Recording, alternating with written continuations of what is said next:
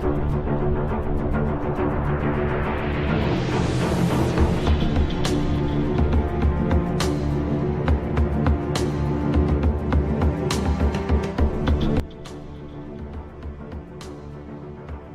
علیکم، میں ہوں آپ کا میزبان ظفر عباس۔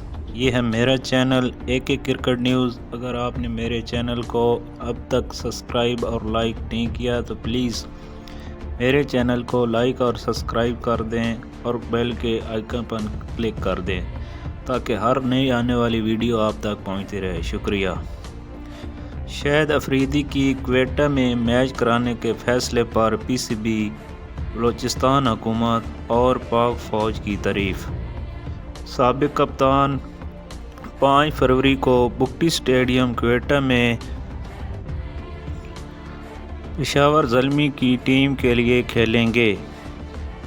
سابق آل راؤنڈر شاہد خان افریدی نے کوئٹہ میں میچ منعقد کرانے کے فیصلے پر Pakistan cricket board, PCB، Balochistan حکومت اور پاک فوج کی تعریف کی۔ Pakistan super league PSL season 8 کی تیاری میں کوئٹہ 5 فروری کو کوئٹہ گلیڈیٹرز اور پشاور زلمی کی ٹیموں کے درمیان ایک نمائشی میچ کی میزبانی کرنے والا ہے۔